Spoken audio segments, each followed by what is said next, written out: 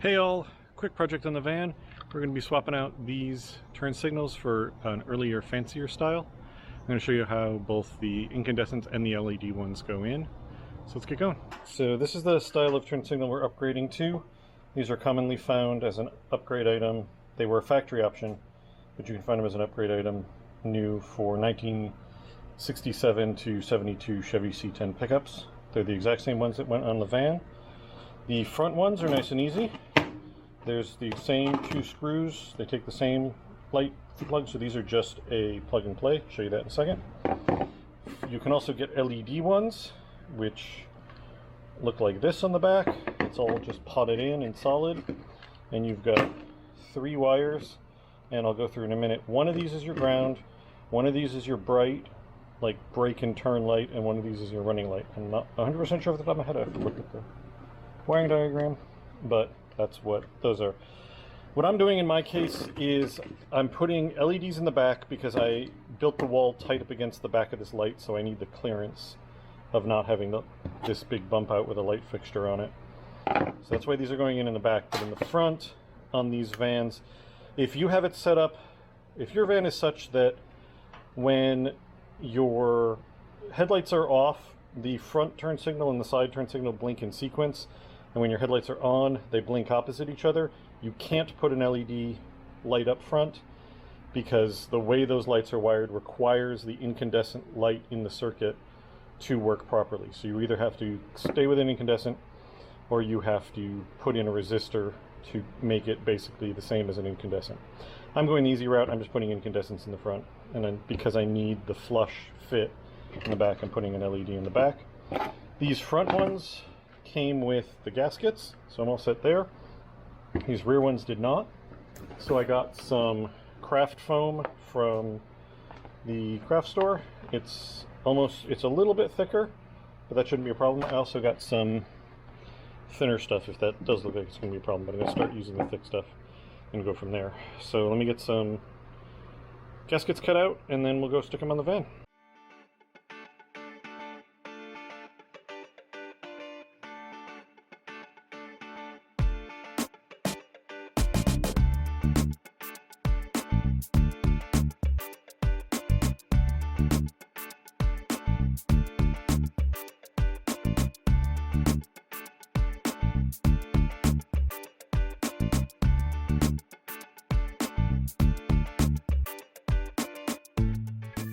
So front incandescents, like I said, super easy. It's literally just pull it, put the other one in.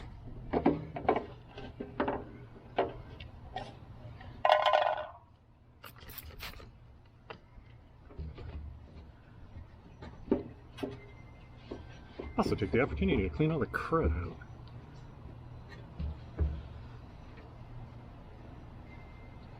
And then this fixture goes up in here. What the story is with these is that the bulb's here, but the rest of this is a reflector. Actually put the gasket on and then put them in there. I thought the gas was still on there.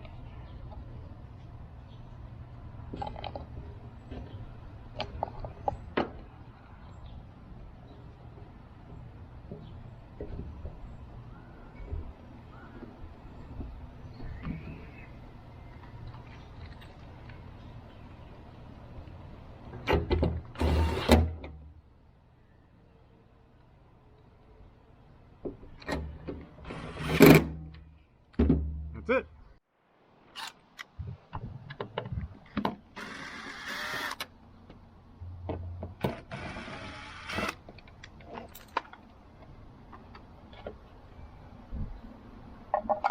So this is what I was talking about.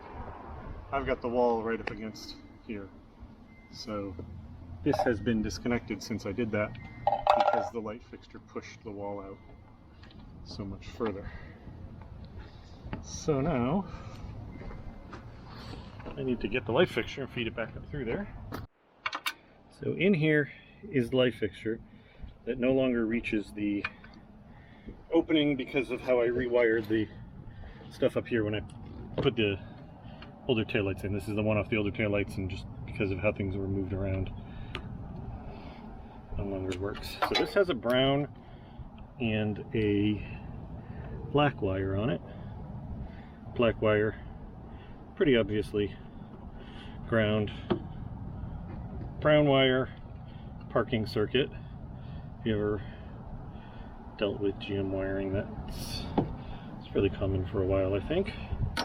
But what I need to do is take said black wire, hook it to the ground, and then see which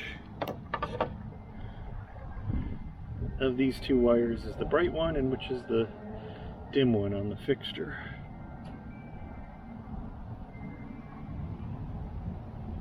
Huh, that's interesting.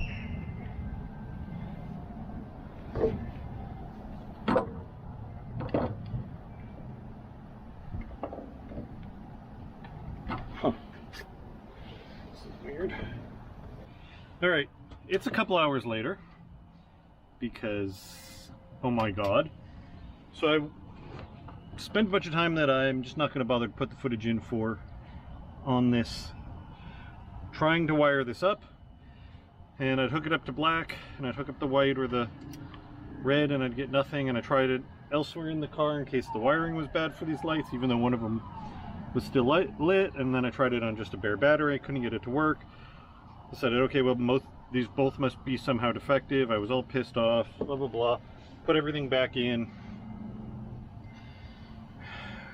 went inside to cool off, started doing some research. Couldn't find a wiring diagram for this thing because apparently the company that makes it feels no need to tell you what the wiring is, and eventually found a thread where somebody had installed one of these and there was a picture, and I don't know how he knew it, but of these three wires, apparently this one is the ground, the white one. Apparently if I hook the white one up to ground and then hook up one of the other ones to power, the fucking thing will light up. Yeah. The black wire isn't ground, the white wire is ground. Because fuck you, that's why. I am so annoyed, I am so upset because I spent so goddamn much time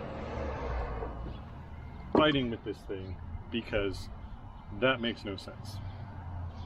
So now that I know that I need to hook the white wire to black and the black wire to power so that I can get the dimmer circuit of lights, I'm gonna do that, and then I can install these.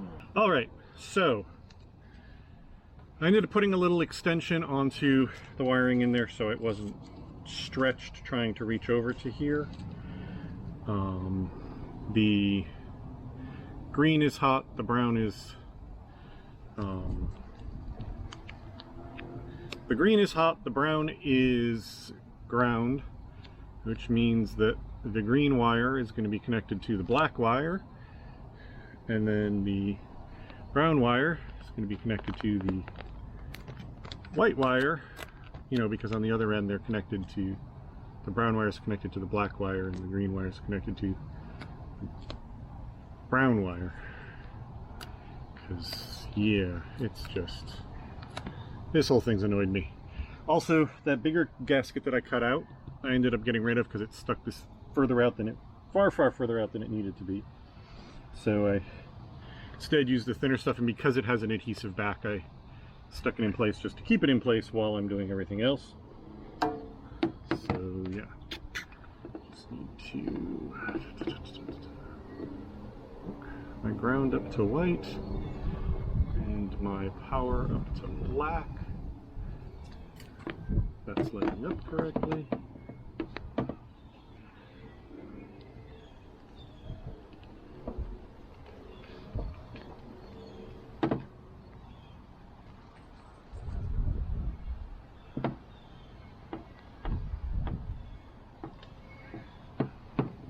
And then this would turn on the brighter circuit.